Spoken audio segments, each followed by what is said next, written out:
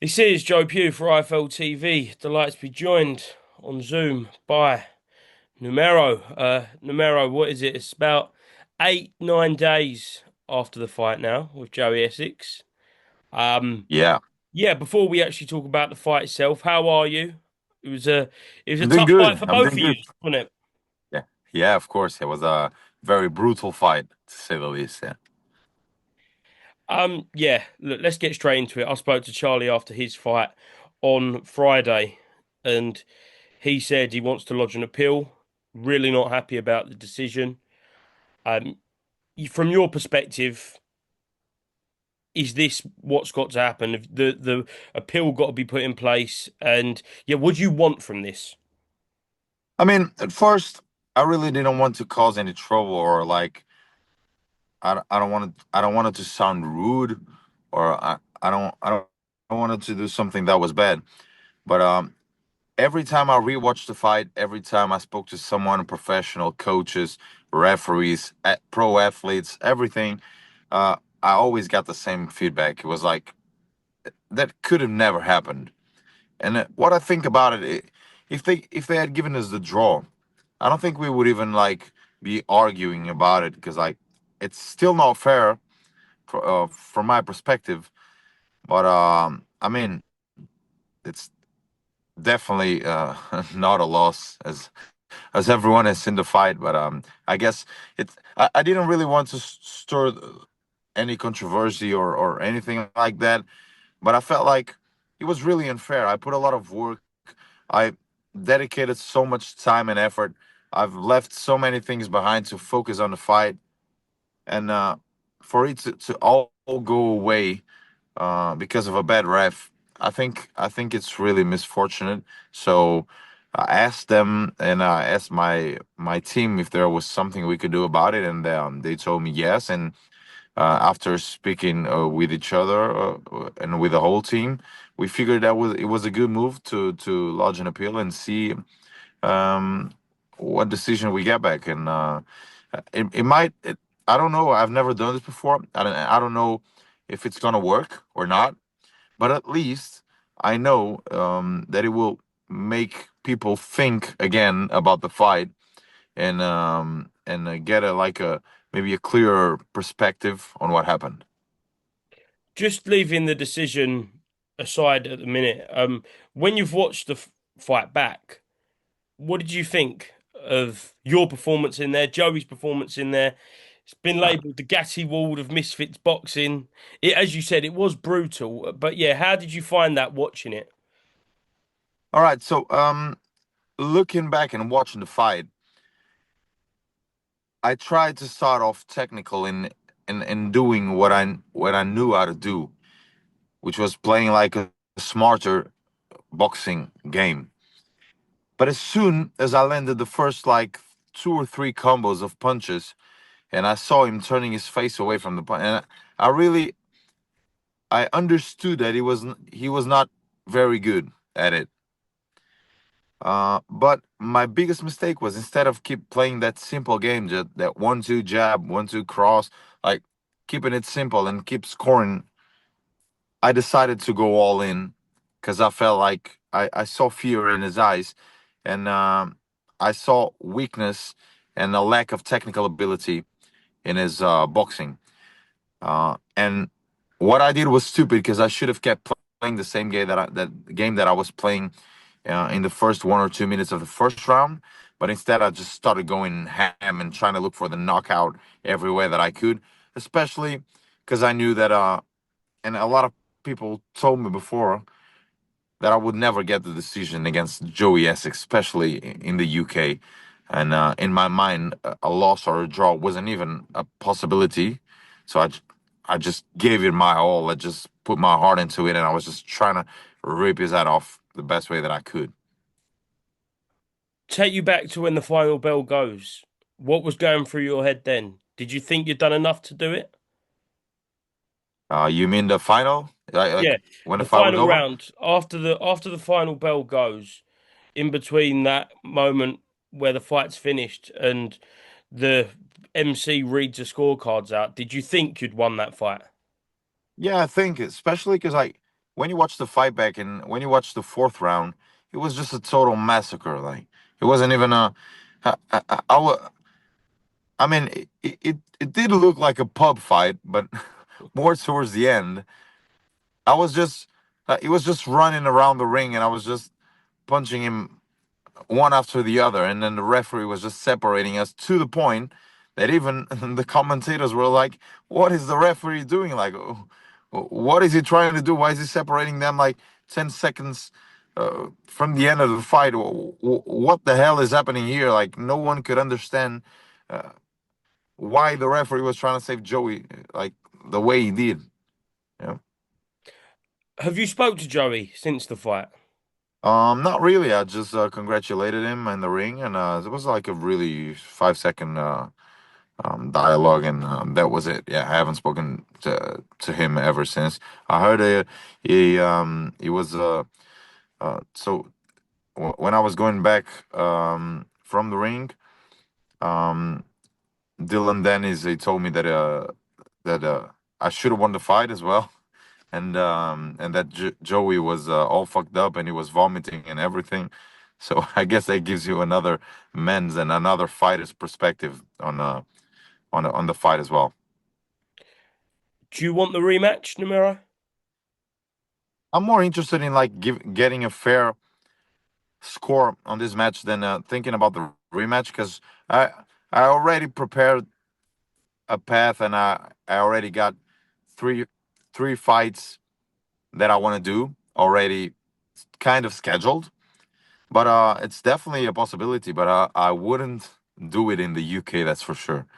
I mean, I want it doesn't have to be in Portugal, but I want like fair ground. You know, I want it to be I want it to be somewhere that like no one's playing at home. I want uh, like a fair referee. I want a fair battle.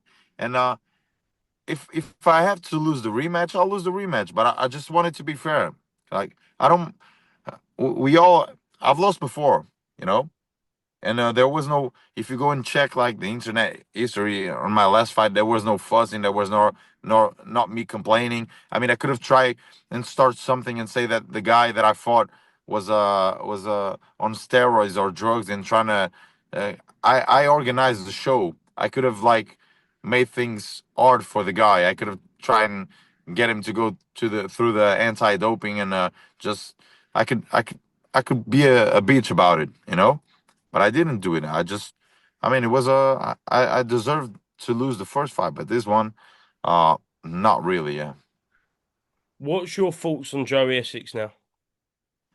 I mean, I already seen some clips of him challenging other people or other people challenging him, and I think that was kind of already in the books.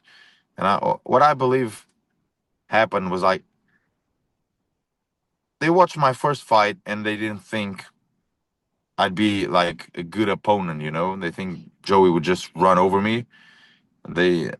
I don't believe they thought that it would be that I would put up such a good fight and have a heart and a shin and a presence in the ring. Um, but yeah, I mean, it makes me kind of sad that we weren't that it wasn't fair. But it is what it is. And if the appeal goes anywhere, perfect. If it doesn't, just I'll just keep my head up and look for the next challenge. So whatever happens, Numeiro, we will see you in the ring again. Oh, most definitely, yeah. Right now, I'm focused in fighting in Portugal in December. As you know, I love to fight for misfits, but I also love to create my own shows, and I've done it before, and I'll do it again. I'm gonna do a potentially a pro fight in December, and I'll keep going back and forth between misfits and pro fighting because that's what I love to do, and I'll travel the world to fight. And when there's not a chance for me to travel the world, I'll just create my own shows and fight in Portugal. Because right now, um, it's almost been 2 years since my first fight, and I don't want to do that ever again. I want to be active now. I want to fight 3, 4 times per year, and I want to get more ring experience so that I can carry what I learn in the gym to the ring because that's not been happening. I mean, I'd say I'm much better at sparring and at the gym than what I'm able to like show. But I guess that's what happens with every fighter, like the pressure, the ambiance, the crowd, and it's something. It's a lot of new stuff happening at once. It's not just like the fight itself; it's like everything around it. Is there anybody else you do want to fight, whether that be on Misfits, your own show? Is there anybody you want to call out? Oh, just 1 second. There you go. All good, mate. All right. Um, as you know, I speak Portuguese and English, and I'm trying to grow both audiences. So I'd be down to fight anyone from any Portuguese speaking country, be it Portugal, be it Angola, be it Brazil. Um, and I'm also ready to fight anyone that speaks English. And now I made a little bit of a name for me in the UK. I mean, it's really small, but some people have heard about me for the first time. So I'm down to fight anyone from the UK, anyone that thinks that they'll put up a good challenge and an entertaining fight, most of all. And I'd be down to fight any Brazilian guys as well. I've spoken about Whindersson Nunes, but there are some other guys that I'm willing to step in the ring with. And if Misfits wants to prepare that fight, I'm ready to jump on it anytime. And as everyone seen, I'm able to bring a small country behind me and still make that country the top three uh, countries are buying the most pay-per-views, which is crazy in an event like this in the UK. We get such a small and poor country to pay to watch a fight. If you're Portuguese, you know that 20 euros for like a pay-per-view is expensive here. Like I wasn't expecting many people to jump on in. I've had my first fight, it was a free to watch fight, and I just tried to make money off of sponsors and everything because Portugal is a really poor country. It is what it is. But it felt amazing to 5 minutes before stepping in the ring. Um, the guys came into my room and they told me, yeah, Portugal is like the top. It's the third country in the world buying the most pay-per-view, right after US and UK, which is completely crazy. And but it fills my heart, and it feels amazing to know that I'm able to bring my audience with me on this journey. And we're gonna do wonders. Just to start, and it was an amazing start, and it's gonna get better and better and better. I mean, for the people that are hearing about me for the first time, trust me, you're gonna see me on bigger and bigger cards on Misfits and everywhere around the world, because I've made quite a giant name for myself in Portugal, and I'm gonna use the same recipe to do it all over the world. Yeah. Just last one before I let you go, Numeiro. Just want to ask you about your advisor, Charlie Edwards. He fought in Dublin last week. I know you watched it. I know you rung him after. Proud of what he's done over the past weekend. Charlie's amazing. He's an amazing athlete. Everyone knows about it, but more than that, he's an amazing person. He's the guy that connected me with all you guys. I mean, he was the one catapulting me to an international audience and helping me get into the show and into Misfits and I'm so thankful and I have a special place in my heart for him always, and I'll always be there to support him. He's an amazing guy. He's always there for you when you need it. He's a good friend, and I wish him all the best.